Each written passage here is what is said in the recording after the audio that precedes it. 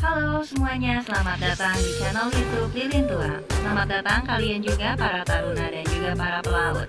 Channel ini ada untuk kalian, yaitu untuk pengenalan permesinan di atas kapal dan segala macam permasalahannya. Kalian juga bisa bertanya loh di channel ini. Bisa bertanya di kolom komentar ataupun langsung masuk ke akun Instagram saya.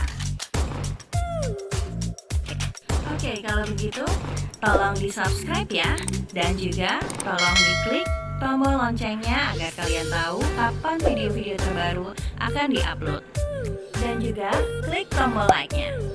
Oke kalian semua, selamat mengikuti.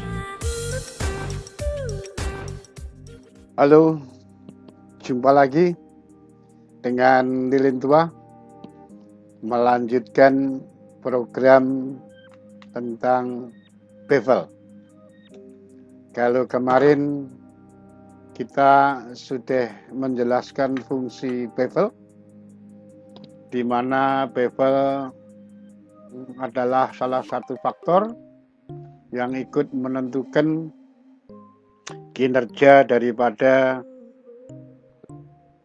cooler ataupun kondensor jenis shell and tube.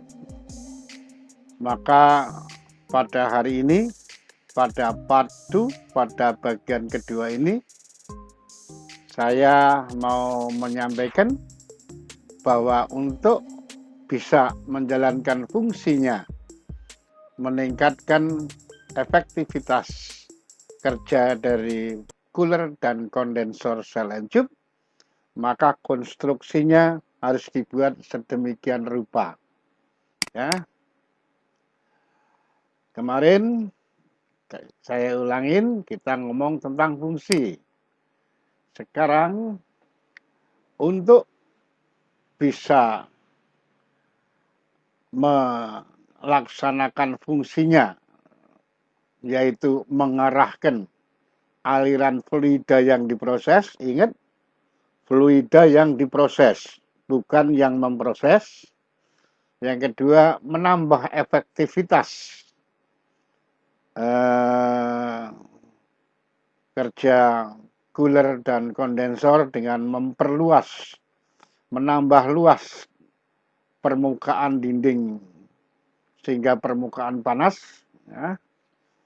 Dan yang ketiga, dia juga sebagai penyangga dari bendel pipa-pipa cooler, bendel pipa-pipa kondensor sehingga kokoh, sehingga tidak lepas ke sana kemari dan tetap lurus, ya, sehingga mendapatkan fungsinya benar-benar mengarahkan, mengalirkan cairan yang diproses bisa diambil panasnya oleh media pengambil panas, dalam hal ini kalau di kapal ya oleh air lautnya.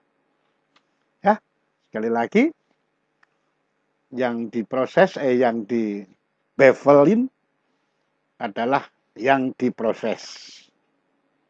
Untuk itu, karena kemarin juga sudah kita singgung, jumlah bevel, jarak bevel juga menentukan, kebagusan aliran juga menentukan, maka dari yang kita lihat ini sebuah cooler dibuka, Anda bisa melihat bendelnya, pipa-pipa. Yang Anda lihat ini adalah shell and tube jenis pipa U.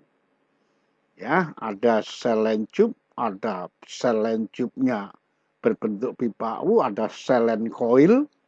Nah, pipanya berbentuk coil, kalau ini berbentuk pipa U, ya.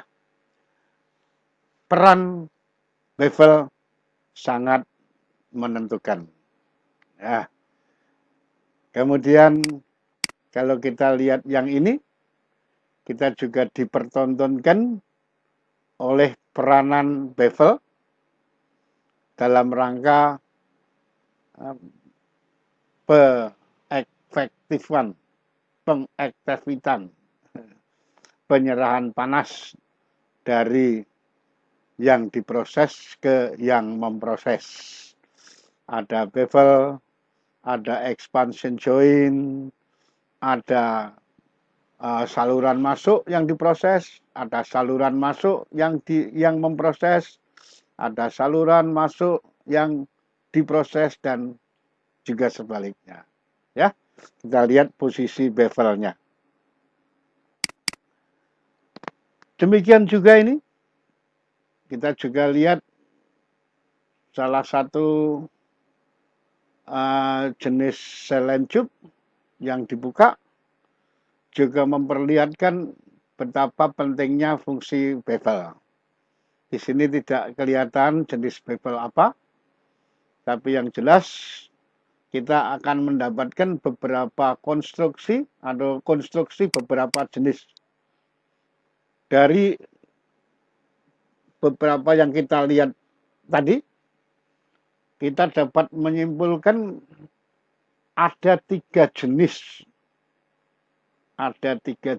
konstruksi bevel dalam rangka membuat tiga jenis aliran.